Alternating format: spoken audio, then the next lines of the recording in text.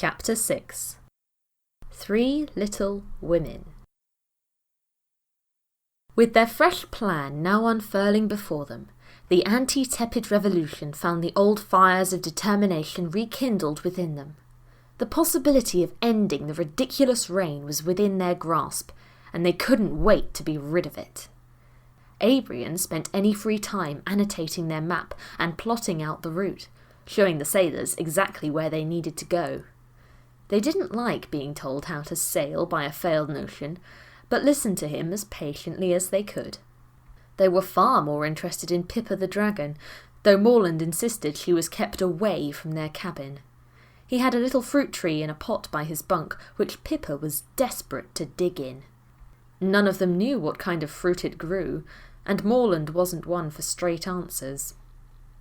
Honno and Morphea worked hard at showing they were the sensible failed notions, who knew exactly what they were doing, though it looked a lot more like showing off to everyone else.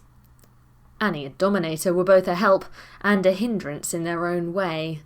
They almost blew up the ship's stove on the second day, nearly decapitating EA as he tried to sneak a few potato scones. When they weren't picking out failed notion fur and bits of stove from their food, or trying to get on with their jobs, the Nausians actively avoided Gina. Morland and Bligh had done their best to teach her, but it transpired her mind was, as they put it, a dancing head of dragons. Not only was she a sight to behold, but anything they instructed her to do came out charred and squished. She was far too interested in having an adventure, being free and alive at last. She sat at the tip of the prow, yelling with delight as waves crashed over her with Delilah nearby, being as brave as she could despite the seasickness. Above all the chaos, noise and excitement of each day, Gie floated in the rigging, the lookout point, or else deep in the bowels of the ship as his companions whispered their plans and ideas to each other while swinging in their hammocks. They shared their hopes of seeing Failed nor Dry again, and tried to imagine the rain monster at their journey's end, as the intoxicating thrill of travel, the unknown, and adventure sped the ship on its way.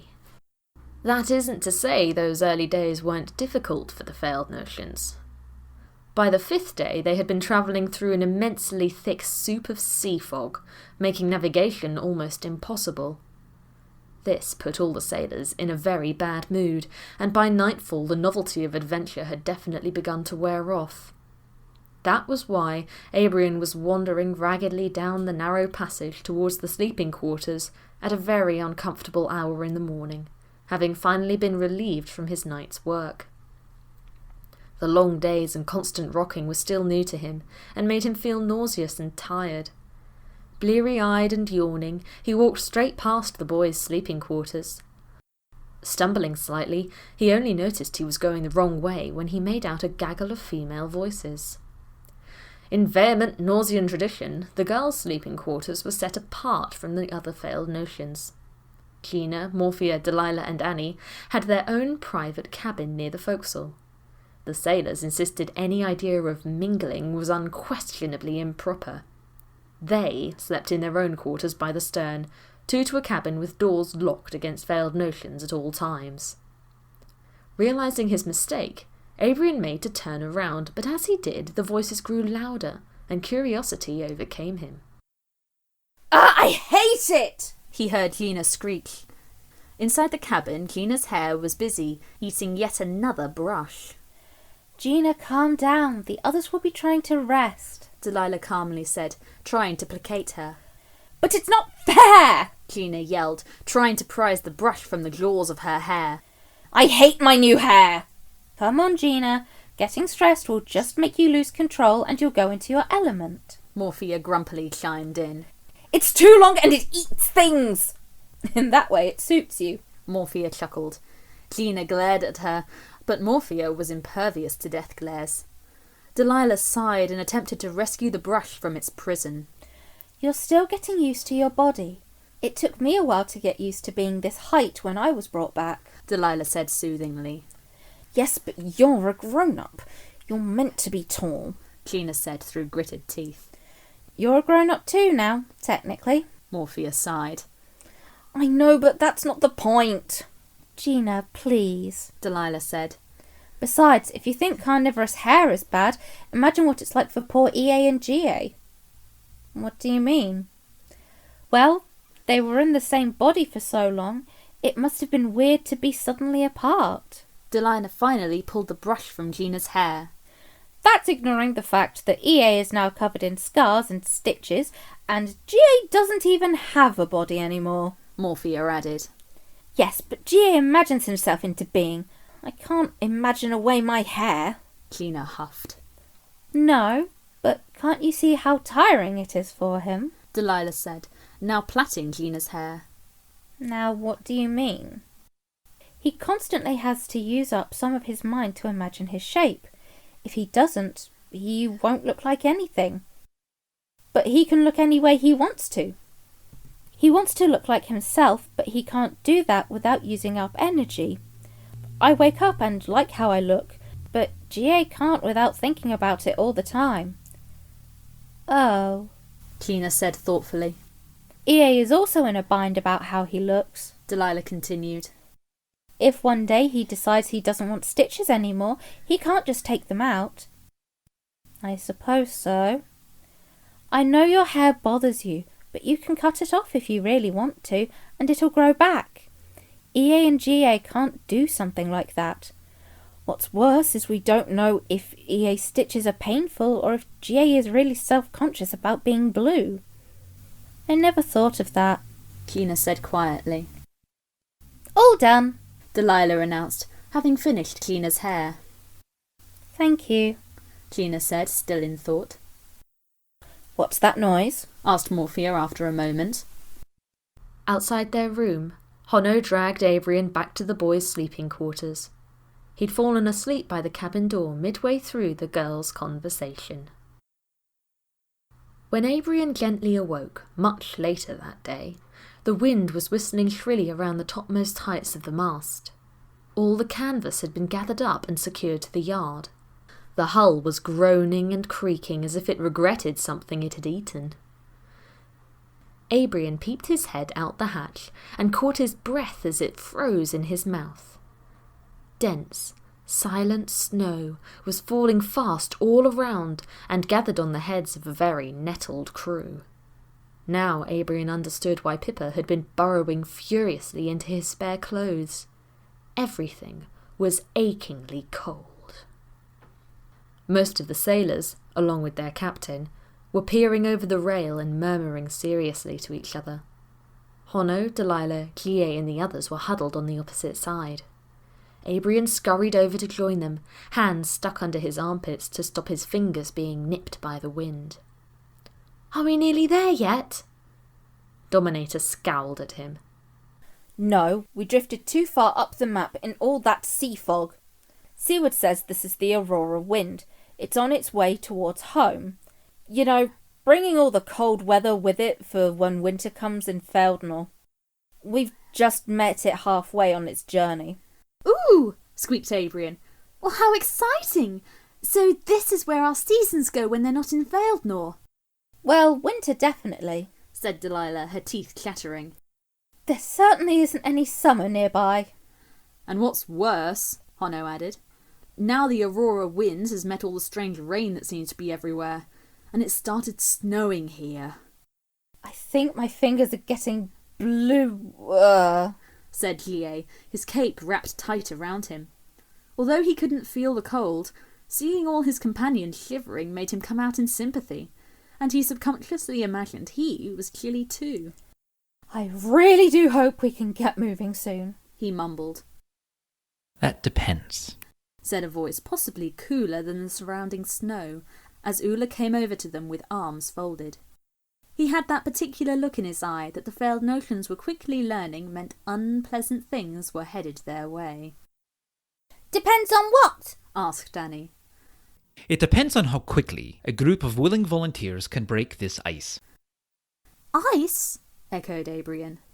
Yes, said Oola, who always relished shattering their naivety. That's solid substance. That is water when it is cold.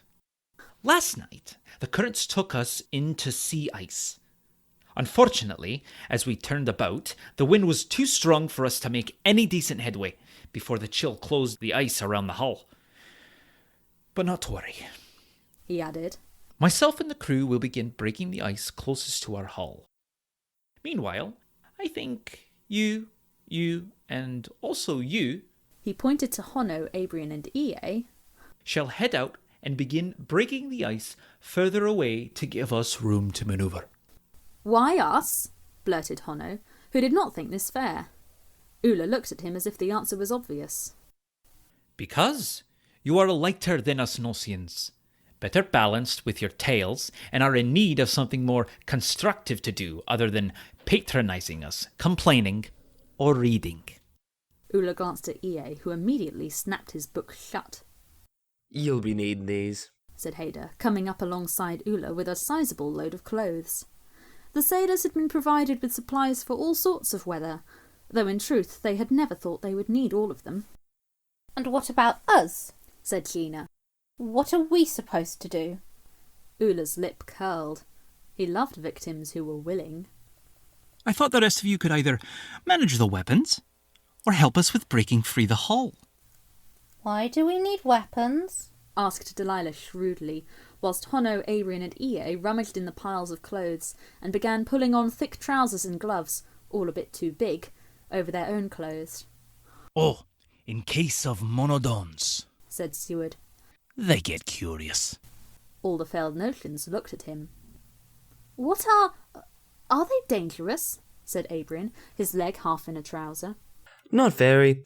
Haidur shook the snow off his hat and planted it back on his head. But they grow as big as you and have a tooth that grows right up out of their heads, and it's as long as their bodies. They sometimes swim up to the holes in the ice for air, said Oola, leaning against the rail. So we'll have the weapons just in case one of you's accidentally stabbed. Then your friend can fire an arrow into you, so you can die quickly. Gie laughed nervously. That would be funny. Then there'd be more ghosts, I suppose. He glanced sideways at Oola, who showed no sign that this was a joke. Oh. Gie's smile faded as he turned back to his friends. They stoically continued pulling on warm clothes, though now looking rather pale. None of them saw Haidur and Seaward's sniggers as they caught their captain's eye. What is this? Cried Hono, suddenly pulling something big and furry from the clothes pile. Haidur strode forward, took hold of the furry item, and slung it down over Hono. It's called a coat, you fool. Now hurry up and get on with your job. But it's fuzz, said Ie, holding another coat at arm's length, while Hono struggled into his own. Fuzz, repeated Seaward. They're fur coats, yes, but specially imported, I'll have you know. Probably from some wondrous warm creature from the high-up snow-laden mountains, I expect. Oh, no. These are made of failed notion baby fuzz, declared Abrian, taking a deep sniff from a third coat. I'd know it anywhere. I didn't think anybody did this anymore, came Hono's muffled voice from the depths of his coat. Bah! His head burst through the neck hole. It's a bit outdated. Seaward and Haidur looked very doubtful. Did what? They asked. Sold off baby fuzz, said Abrian simply. Oh, it's not what you think, he added, as he saw the horror rising in their faces. Us failed notions are born with a thick layer of fuzz, or fluffy hair, I suppose you'd call it, nearly all over. It's to keep us warm and dry while we're still tiny, but it all falls out by the time we can walk, and there's always an awful lot of it. So some failed notions would collect up the fuzz and sell it off. There was always the occasional merchant or wanderer who would buy it and work it into clothing for tough outdoor pursuits. I suppose these were bought from a travelling tradesperson, eh? He smiled at the sailors, whose faces were scrunched, trying to digest this information. These are coats made from the fluff of field notion children, asked Seaward slowly. What's wrong with that? Said Hono, now settling into his coat quite comfortably. They don't need it any more. Besides, this could have been my own fuzz once upon a time. He pulled up the hood which fitted snugly around his head. Or mine or my sister's, cut in Gina. Or me or my brother's, nodded Gie. Dear old Daddy certainly would have done anything to get rid of our fuzz. I think he was allergic to it. It's so soft, said Abrian, sinking into his own hood. And cosy, EA mumbled. That's enough of that, announced Seaward, stepping in before any of them could regress any further, seizing their scruffs and tossing them over the side. Get to work. Oh, and you'll need these. Called Haidur, dropping down 2 large mallets and a shovel after them. Remember not to get stabbed. And so, after a decent amount of trudging and grumbling, Honno, Abrian and EA found themselves in the middle of the frozen sea, beating, scraping and shoveling at the icy mass beneath them, occasionally casting a look over their shoulders to check they could still see the ship. They had walked about 200 yards from it, but the snow was descending so thick and fast it was difficult to see what was what amidst the swirling white chaos. Evening had already draped itself across the sky, and they were beginning to think wistfully of warm drinks and bed warmers. They greatly appreciated their new coats. The hoods had a clever design which meant they drew up over their heads and fell over the top half of their faces, protecting them from the wind chill. Eye holes had been cut into these and framed with light, bent metal to keep their shape, so the hoods balanced well on their noses and didn't obscure their sight. Even so, after an hour's constant work, their fingers and toes were feeling the bite of the cold and hurting something awful. Hang on one moment, gasped EA, casting down the shovel to stick his fingers inside his coat and bobbing up and down in pain. Fingers frozen. Don't make too much noise on the ice, Honno hissed. You'll attract the monodon thingies. Well, you've just been hitting it with a mallet for the past I don't know how long, said Abrian, continuing to beat away at the ice. Well, we're all stuffed then, aren't we? Snapped Honno. Here. He thrust a mallet at EA. I'll try breaking it with the shovel.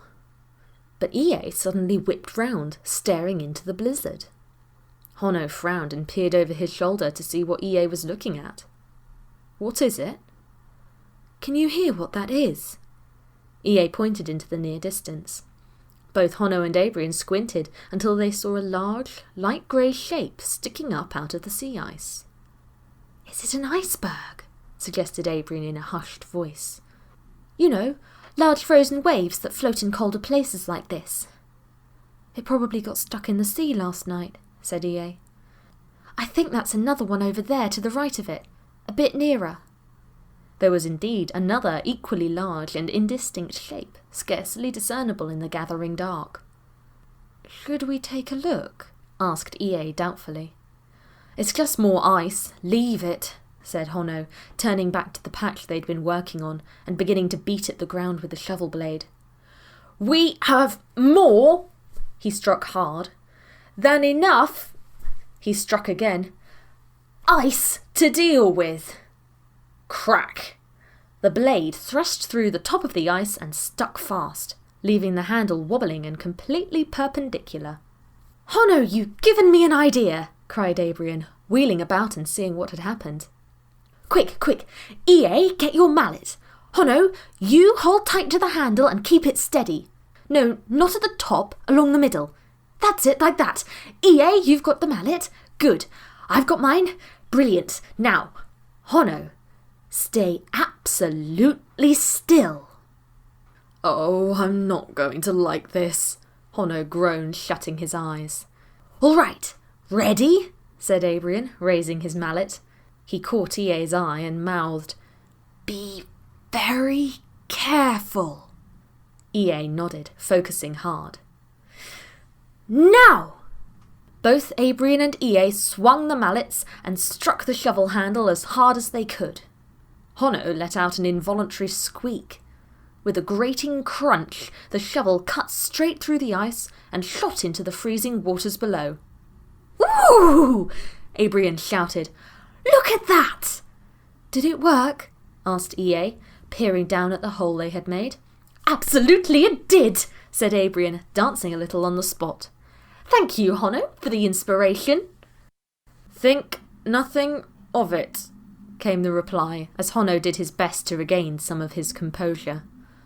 But where's the shovel gone? He asked. Oh, I think we've lost it down there, said EA a little guiltily. I don't suppose the sailors will mind. We can still use the mallets. Abrian knelt over the edge of the hole. I can't see anything down there at all. Suppose they really wanted it back? Don't lean so close! Hono pulled Abrian back. You know what Captain Oola said. One great big long tooth and then it will be... He mimed being shot with an arrow. There are no monodons around here, said Abrian flatly. And any that are have probably just been concussed by a sinking shovel. Before Hono could argue back, EA suddenly motioned both of them to be quiet, looking very concerned. What is it? Asked Abrian, bemused. You said that those nearby large things I heard were icebergs, whispered EA. Yes? But icebergs don't have voices. And then the net came down. None of them had time to even blink. Before they knew what had happened, all three were pinned down by the weight of a net so large they could hardly move, though they struggled like mad as two huge pairs of arms bore down on them. Hono and EA were scooped up under the first pair, and Abrian was slung under one half of a second, his legs kicking uselessly as the two icebergs turned and with large shaggy heads bowed against the wind, headed off into the snow. High above the creaking ice in the ship's lookout point, Bligh had watched the unfolding catastrophe with mild surprise. Two large shapes had emerged from the blizzard, seen his friends, and then thrown a net over them and carried them off, disappearing back the way they came. Perhaps because it was late, and because nothing interesting had ever happened while he was on watch, Bligh had stayed afloat, staring out at the hole in the ice where his friends had been not minutes ago. It took a few moments for some key thoughts to chip their way to the front of his mind, such as that perhaps this wasn't supposed to happen, that no one on deck seemed to have noticed, that he really ought to do something. He didn't like raising his voice. He scanned below for any of the crew. Hello? On the deck below, Bligh looked up. You say something, he called.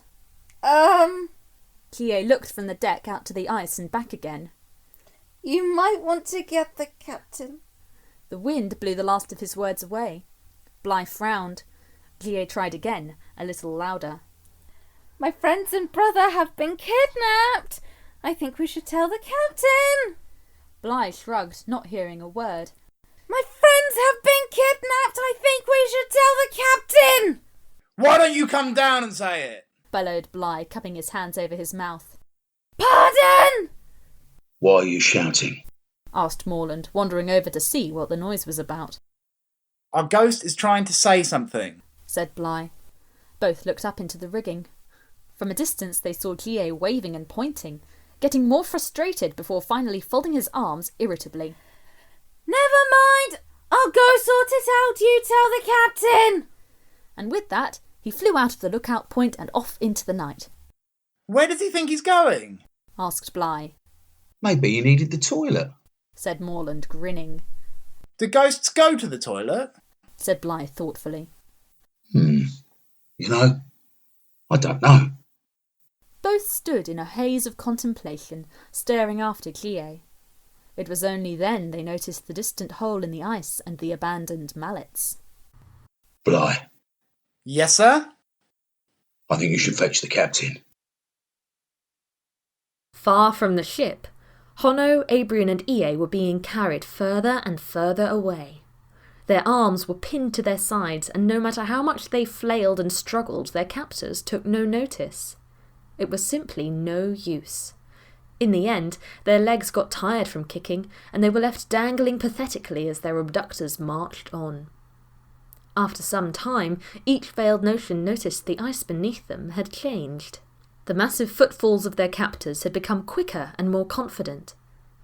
They must have come off the sea ice and were now climbing sloping land. Hono was able to make out humped shapes in the snow which must have been houses. More and more appeared, becoming increasingly elaborate as they drew away from the shore. Their captors kept on at a swift and furtive pace through snow-covered streets until they turned abruptly, strode up a set of steps, and through very heavy doors which one had pushed open with their boot. Honno, Abrion, and Ie were deposited in a cool, circular hole sunk into the middle of the floor, like the mouth of a well. The charred remains of enormous logs and dusty ashes beneath their feet told them they were standing in an enormous fire pit. Abrion started trembling. They had entered a long stone hall with a vaulted roof made of tremendously large wooden beams. The air tasted of smoke, and dense shadows crept in the corners. An iron brazier set in a bracket on the wall was filled with flames, along with several others around the hall, as the two enormous people lit the place with a dim light. These people were each 9 feet tall, and built like oak trees. Their hair was long, pale, and grew nearly all over their faces, except for their eyes, which were as bright as stars on a cold night. They were snowmen, and neither of them had met a failed notion in their entire lives. Each sat down at the end of one of the benches that ran the length of the hall and talked thoughtfully to each other. Honno, Abrion, and Ie couldn't understand their language, and were far too concerned about their immediate fate to care what they were saying. While the failed notions were distracted, this is what was said. Rather sweet, don't you think? Very small. Must have got awfully lost. Perhaps they came off a trading ship. There are no trading ships. The Nosians know not to send them here. These are snowman waters from miles around. Strange little things, aren't they? Maybe they came down the mountain looking for food. That would explain the digging. Should we feed them? They seem very nervous. If we feed them, they might not go away. Then we have to look after them forever. We have enough responsibilities. Poor little creatures, they look so confused. As this debate went on, Honno and Ie managed to give Abrion a leg up, and he was in the process of pulling himself out of the pit. One of the snowmen spotted him just as he wriggled onto the floor. Oh dear, why that small one? Where are you going? He said, stepping over to Abrion in a single stride and picking him up carefully by the scruff. Abrion squeaked and squirmed, having no clue what was going on. In fact, he squirmed so much he slid out of his coat and landed on his friends back in the fire pit. This gave both snowmen quite a surprise. Ooh, did you see that? What did he do? I didn't do it, it did it by itself. What's that in your hand? The first snowman saw he was still holding something furry, yelped, and dropped the coat like it was a severed limb. The coat, being a piece of clothing, didn't move but lay lifeless on the floor. Both snowmen gazed at the coat before gingerly picking it up. They examined it very carefully in their large hands, taking in the little buttons and eye holes. Their eyes flicked between the coat and Abrion in his travelling clothes, and then to Honno and Ie. Something in the smoky atmosphere seemed to have shifted from philanthropic to rather embarrassed. Then, without warning, both Honno and Ie were picked up and found themselves swiftly stripped of their coats, not to mention their jumpers, gloves, and winter trousers, until the snowmen were quite convinced that nothing else would come off. They were now also quite convinced they had not picked up 3 little lost furry creatures, but 3 small furry-tailed persons. These persons were left standing in the fire pit, shivering and feeling extremely foolish in nothing but their underwear. The snowmen had stripped Abrion as well, just to make sure. Both looked very rattled. Clearly this wasn't what they thought they'd rescued. One sat down on the end of the long benches again, leaning his elbows on his knees. Well, what sort of creatures are they? Could they be Nosian or from somewhere further away? Too small to be real Nosians. And which Nosians have you seen with those tails? No folk from further away have tails. It's too warm in those places. Could be Nosian spies. They look too scared for that. Reluctant spies, then? They were stumped. Both snowmen knew this was a very serious matter. What if these strangers were from Nausea? If these 3 little people went on their way, would they tell others what had happened? The snowmen had been trying to live peacefully these days, and certainly didn't want to give Nausea any excuse to think otherwise. In fact, they would rather eat their own eyebrows than give the Nauseans a reason to pester them.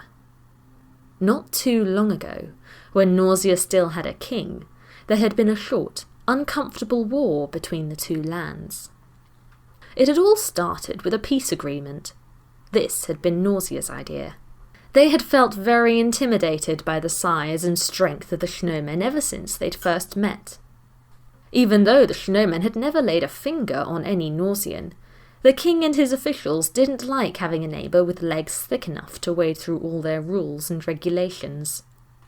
Finally, one bright spark thought of drawing up a contract that would grant them protection from the snowmen, thus binding them with the only card the Nauseans had left: honour. Each land would be honour-bound to protect the other. After all, it was in Nausea's both their interests to have someone who would look out for them. As a plus, both parties would be able to live harmonious distances away and not tread on each other's toes. And Nausea would get those big scary people on their side. Everything had been going to plan. The snowmen, a little nonplussed, had agreed to meet with the king. They all gathered with their representatives on a small, indistinct piece of land between Nausea and Snow-Emma, the snowmen's island home. This would act as a symbolic neutral ground for both of their rulers to sign the agreement. However, Nausea's king and the leader of the snowmen got into a dispute about who would honour their honourable agreement more. And, as was the case with so many of these disputes, both sides always said the other started it. Both leaders, full of the best intentions, continued to swear that they could out-honour the other. Finally, Nausea's king took it into his head the leader of the snowmen was insinuating that he and his people were more honourable than the Nauseans. Naturally, as all sensible people do, the king decided the only way to settle this would be to challenge the snowmen to a battle, the victor being the most honourable. This was a very poor idea in the grand scheme of things, since Nausea were quite small in numbers and stature compared to the snowmen. And, after all, these were the people they were seeking peace with in the first place. The battle lasted 3 days, with the usual rest breaks in between. However, to everyone's surprise, not least themselves, Nausea won. Rumour has it this only happened because of powerful magical reinforcements who turned up in the nick of time. Meanwhile, the snowmen, now very sick of Nauseans, signed the agreement, bade them a good day, and never darken their doorstep or come within their sight ever again, or there would be trouble. And Nausea, peace agreement in hand, presumably felt they had proved some kind of point. Back to the situation at hand, and, for all of these reasons, the two snowmen decided whatever these 3 little people were, they could not let them go. Not to mention, Nausean or not, if word got out that the snowmen had kidnapped some poor defenceless creatures, no one would do business with them. No one would trade with or come anywhere near Snow-Emma, and that would put the whole island in a pinch. Reputation was everything. Nausea they could do without, but the rest of the world... Honno, Abrin and Ie were paying a lot more attention to the conversation now, feeling their toes grow cold and sooty as they stood in the fire pit. A sense of deep apprehension was dredging its way through the room. Perhaps we could raise them as little snowmen. Could we put them out to work? Perhaps we should release them in the mountains. They might follow us back. There was a moment's silence. Then suddenly one of the snowmen clapped his hands with a shout. Aha! I know just the fellow. Fetch Oratid. Oh! Oratid, what an idea! The second snowman jumped to his feet. The failed notions felt the ash beneath them quake slightly, and strode out of the hall into the snow. The doors swung shut with a thud. The first snowman busied himself sifting through the failed notion's clothes. He bundled up everything except the coats and slung it into one of the braziers. After that, he laid out their coats on one of the tables, arranging the arms just so. He carefully pulled off the buttons and plucked out the bent metal in the eye holes of each hood. He glanced over his shoulder at the three failed notions and put a finger to his lips in a gesture that transcended every language barrier. Presently his companion returned. He was in rapid conversation with another snowman who was rather shorter than the others. Presumably this was Orlatid. As soon as he was through the door, he made a beeline for the coats. He picked one up, held it to the light, gave it a deep sniff and felt the soft fuzz with his broad thumbs. Yes, they are wonderful. I think I'll happily take them. The first two snowmen beamed. Good. Now would you like to say these? They indicated Hono, Abrian and Ie. Come free. They are also yours. What funny little things are these? Wondered Orlatid, looking intrigued as he stooped low to peer at them. They are from where those marvellous coats come from, said the first snowman confidently. Their fur grows back, so we're told. Share them each summer, and you'll have enough to make very good use of. Will they grow any bigger? Asked Orlatid. With a good diet, yes, possibly, said the second snowman sensibly. Orlatid chuckled. They have little people faces like ours. My daughters will love them. He straightened up, looking very pleased. I owe it to you for passing these on to me. Where did you say you bought them? The two snowmen deserved an award for their acting. On the far side of Snoemma. A trading vessel. Insistent we buy them. We can't take them, though. You know. Responsibilities. Mouths to feed. Snow. Of course, said Orlatid, nodding judiciously. Anyway, said the first snowman, clearly keen to wrap things up.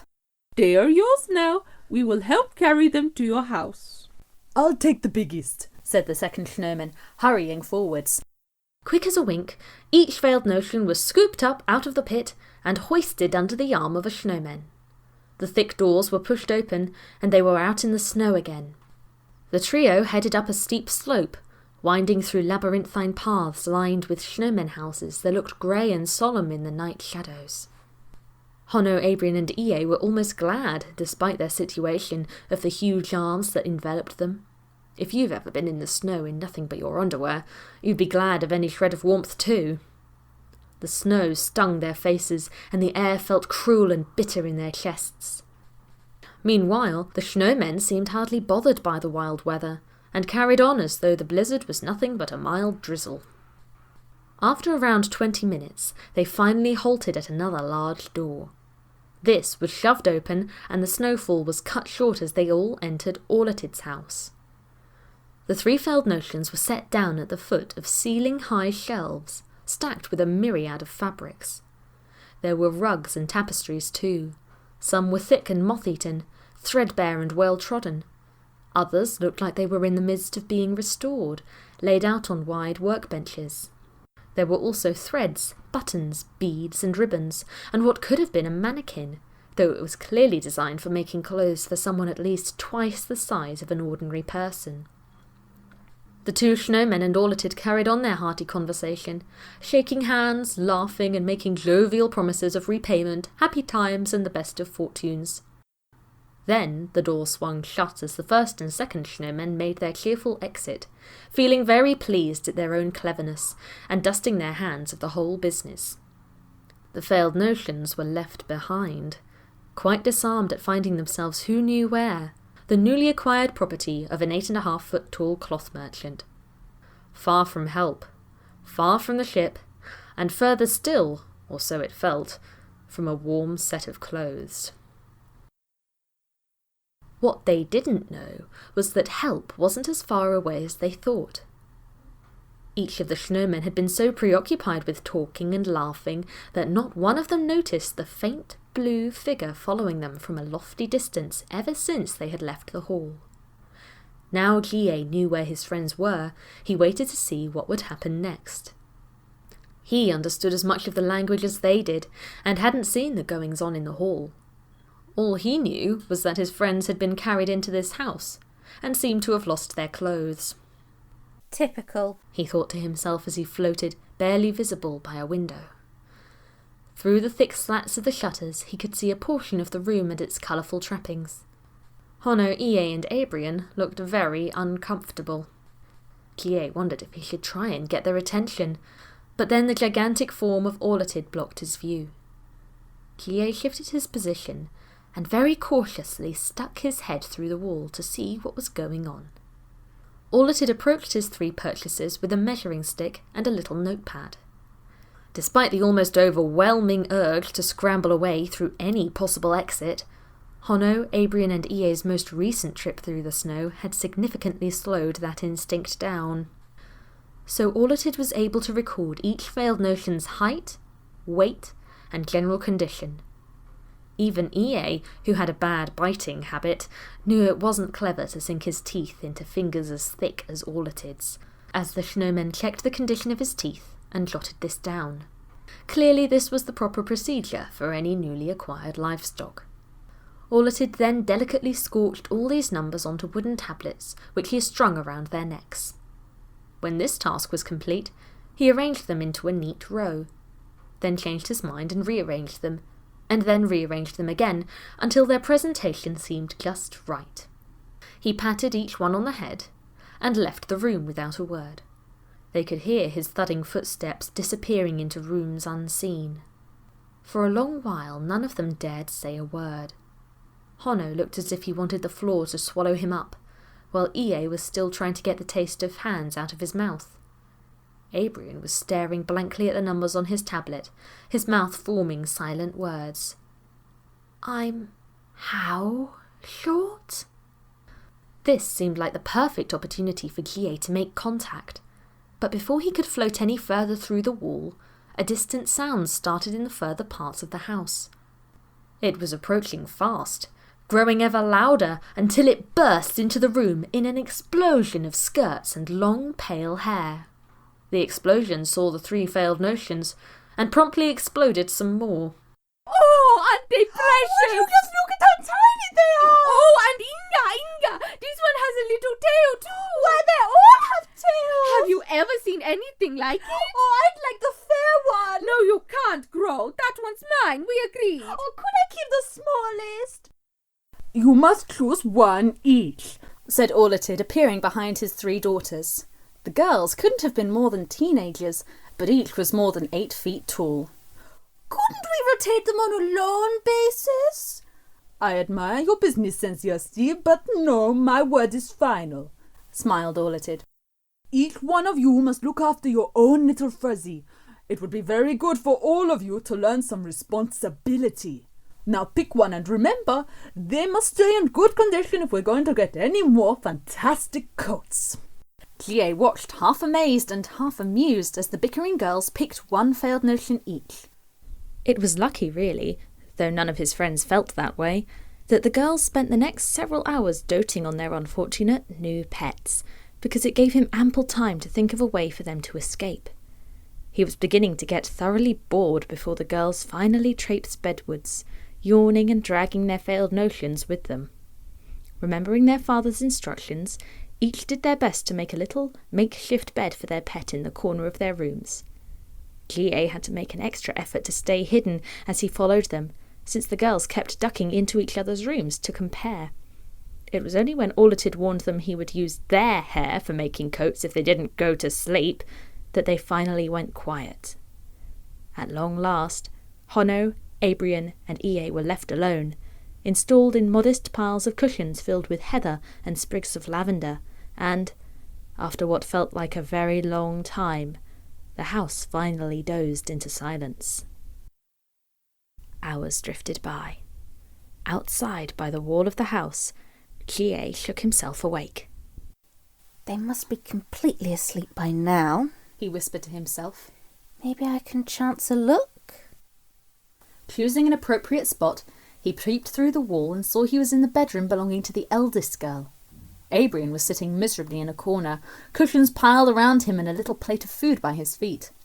Being the smallest, the girls had thought he needed feeding up. He certainly did look fed up. When he saw Gie, he opened his mouth to speak, but the girl rolled over blearily. Gie sunk through the floor and popped his head up under the bed so that Abrion could see his blue glow, but his captor couldn't.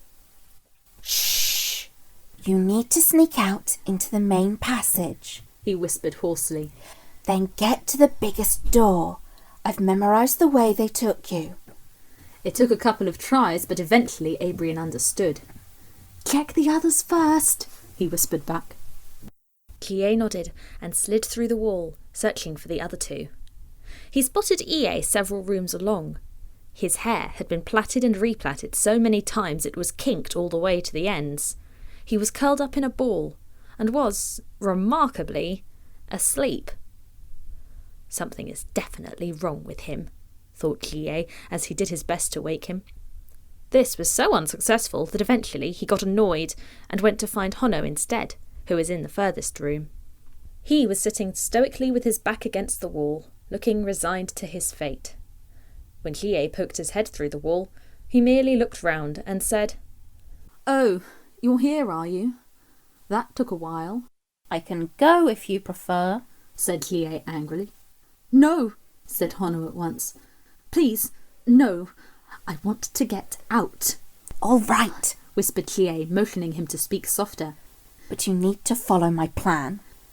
"I want to get out, and I want to get out right now," said Honno, his stoicism beginning to fracture. The girl in the bed mumbled something in her sleep. They both backed into the shadows, Clea trying to calm Honno down. All you have to do is sneak out of the room, meet the others, then head down the stairs to the front door. I can show you which way to go, he whispered. "I don't suppose you've noticed, but we're barely dressed," hissed Honno furiously. Oh. Clea really hadn't thought of that.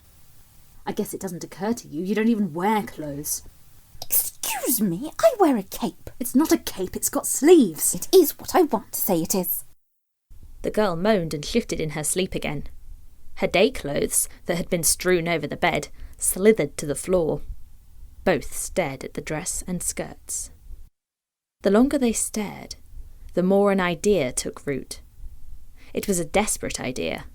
It was ridiculous. It was surely not going to go well. In 5 whispered minutes, the idea had been spread to the others. In another 10, 3 tentative pairs of feet crept out of the rooms, gingerly easing the thick doors shut without a sound. Clea floated beside them, illuminating the passage with his blue light. The corners of his mouth looked like they had strings tugging at them as he fought back his grin. Honno, Abrian, and EA, who had at last woken up, were busy adjusting layers upon layers of skirts and shawls underneath beautiful dresses, which were far too long for them. "This isn't very comfortable," muttered Abrian. "It's draughty in funny places." "You'd feel a lot more drafts without them," whispered Honno, who rather suited his fetching green number. "Hey, mind my foot, EA." "Sorry," EA mumbled, as he struggled to pull his wooden tablet off over his shawls. Abrian cocked his head to one side as EA slid the tablet into the corner where the others had hidden theirs. "Say, what have you done to yours?" he asked quizzically. "Done what?" said EA. "You've scratched off the measurements," observed Abrian, peering at the tablet. EA didn't say anything but wrapped his shawl tighter around him. Clea raised an eyebrow. Are you a bit self-conscious, my dear brother? EA didn't look at him. Clea found this very funny. There's no point hiding your measurements, he sniggered. Everyone knows we're exactly the same in height and age and everything. Come on, you two, murmured Abrian. Clea, what do we do now? With Clea lighting their way, they were able to sneak down through the passages of the house. Its long corridors looked eerie in the ghost's light. They entered the workshop and scuttled to the wide front door. A solid iron bolt was laid across it, thicker than a sea dragon's skull. Clea kept a lookout as they heaved with all their might, trying to ease it up, terrified of dropping it on their toes. It groaned as its hinges moved slowly at first, and then suddenly it swung violently loose. They dodged back and instantly regretted it as the bolt struck the door frame like a hammer. None of them dared to wait and see if it woke anyone, but hauled open the door and tumbled out into the icy air. The wind had died down, but the snow was far deeper now. It sank over the tops of the clumpy shoes they'd borrowed from the girls. Gie left the house last, watchful for any sign of movement, but all was still. "Right, Gie," said his brother, tying his skirts up out of the way. "You fly back to the ship. Let them know what's happening." "All right," said Gie, concentrating furiously hard on keeping a straight face. "We'll be ready for you." And he darted away into the night sky. Honno watched him disappear. "Wait a moment," he said. "Which way did he say we should go?" "Oh, EA," groaned Abrian. "Gie was going to show us the way." "He never told me that bit," said EA guiltily. "Do you think he'll remember and come back?" "There's no time to wait for him now. We'll just have to guess," said Honno. "I want to get out of here before all these people wake up." "Well, then we'll have to hurry. Dawn must be less than an hour away," said Abrian. They looked around for any hints of a path. There were tall houses surrounding them, and everywhere was pitch black apart from the soft light coming from the snow. "I think we need to go that way downhill," said EA. "That's where we should find the sea ice." "But which way is that way?" grumbled Honno. "I can hardly see a thing."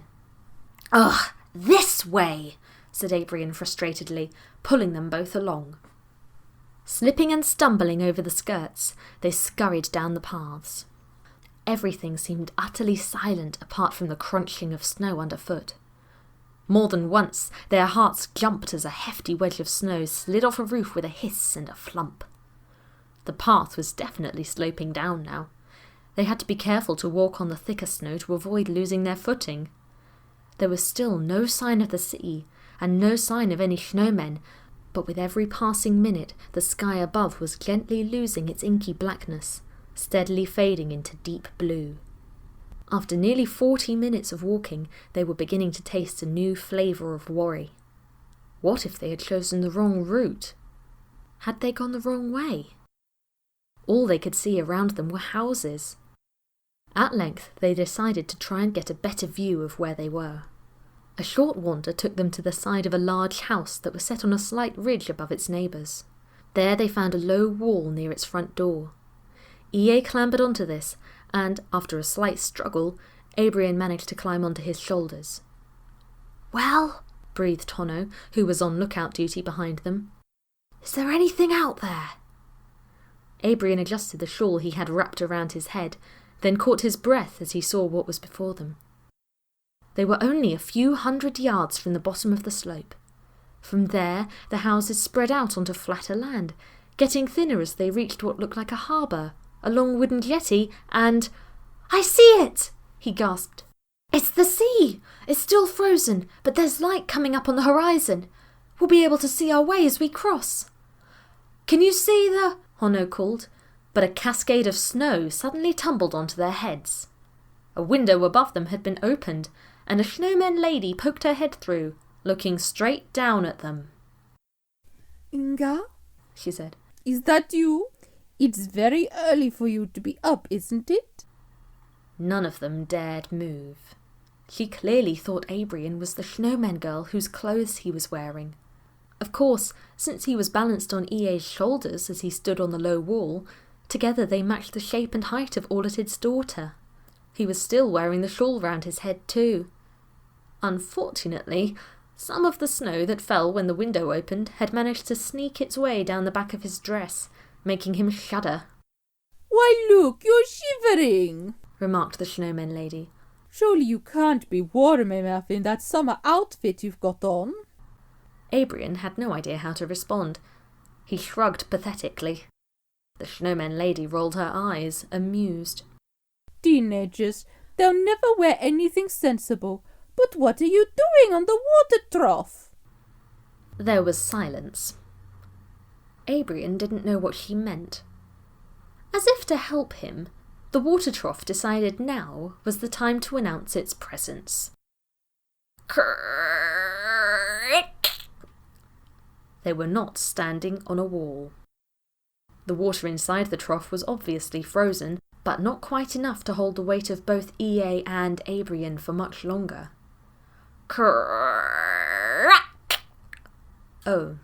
Oh dear.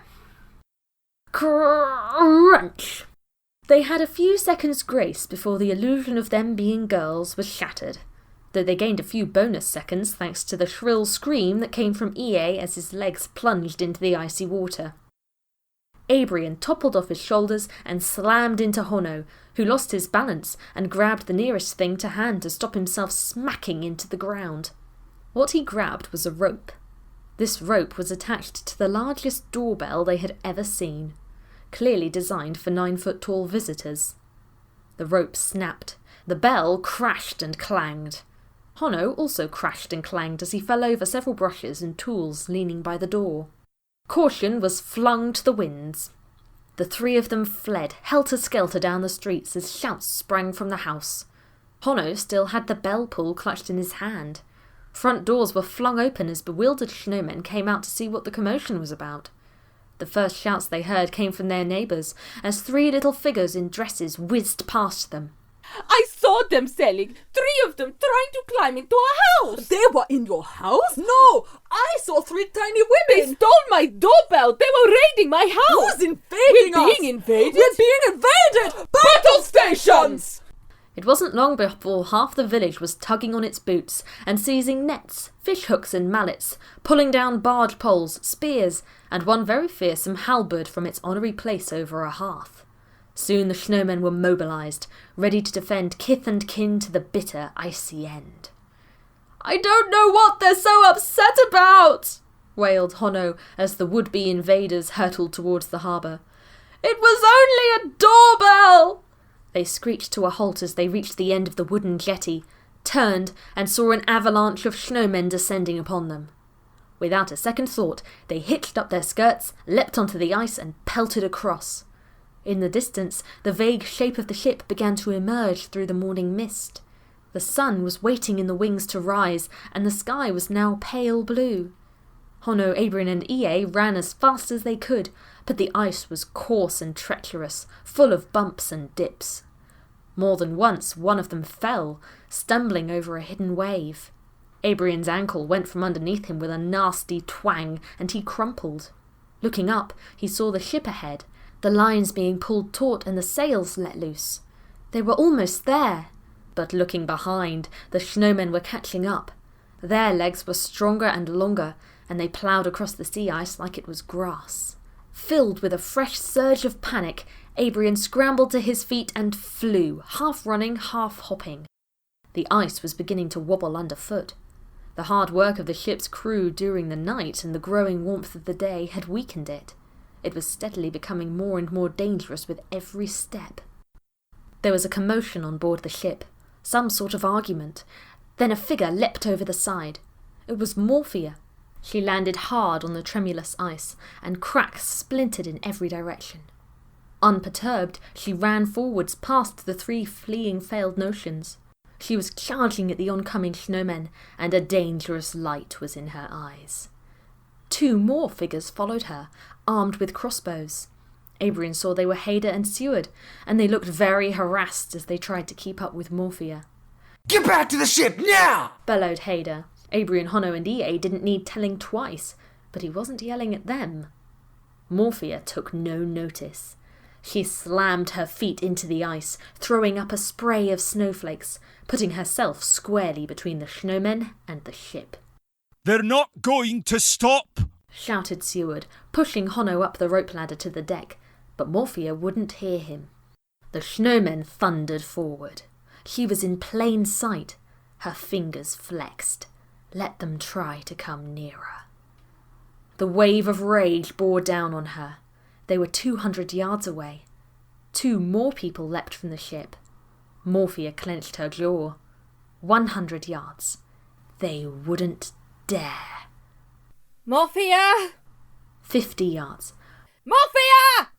The halberd swung. Delilah and Gina pulled Morphea back just in time as it threshed the air where their heads had been. From high above them, Bligh rocketed down from the sky in a blue flash. He streaked in and out of the snowmen ranks, sending them into confusion.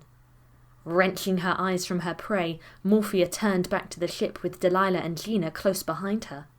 The snowmen battered at Bligh as he circled them.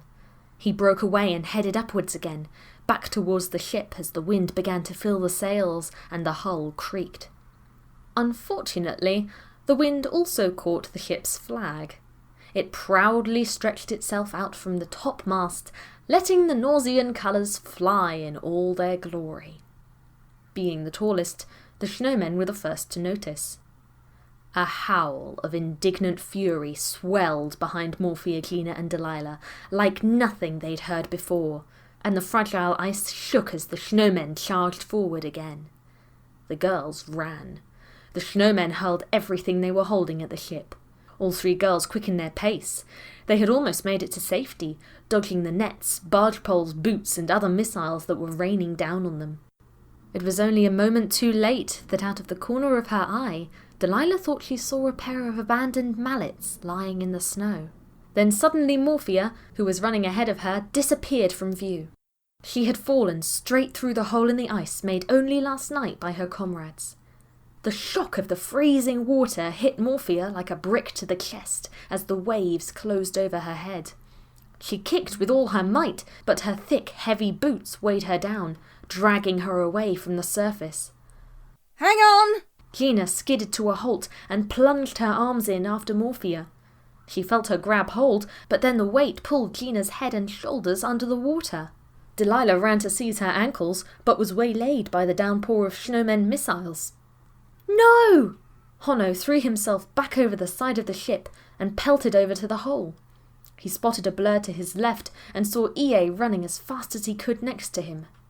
In a split-second burst of inspiration, Honno slung the bell pull, still clenched in his hand with fear, to EA, who caught it. Honno dived along the ice and slid headfirst into the hole, EA hanging onto the other end of the rope. Honno wrenched upwards and Morphea's arm burst through the water. With a gasp, Gina was able to pull her head up, hauling on Morphea's other arm. EA pulled them backwards out of the hole, and they all darted for the ship, which was beginning to move as the current took it. Many hands reached to pull them to safety as they struggled up the ladder. The onslaught of the enraged snowmen was left behind on the ice, their furious shouts echoing through the cold air. One last boot smashed the window of the captain's cabin, just as a triumphant gust of wind swept off the hills of Shnoema and was captured in the sails. The ship was pushed through the broken ice, out of the reach of the snowmen, and on towards the open waters of the waiting sea.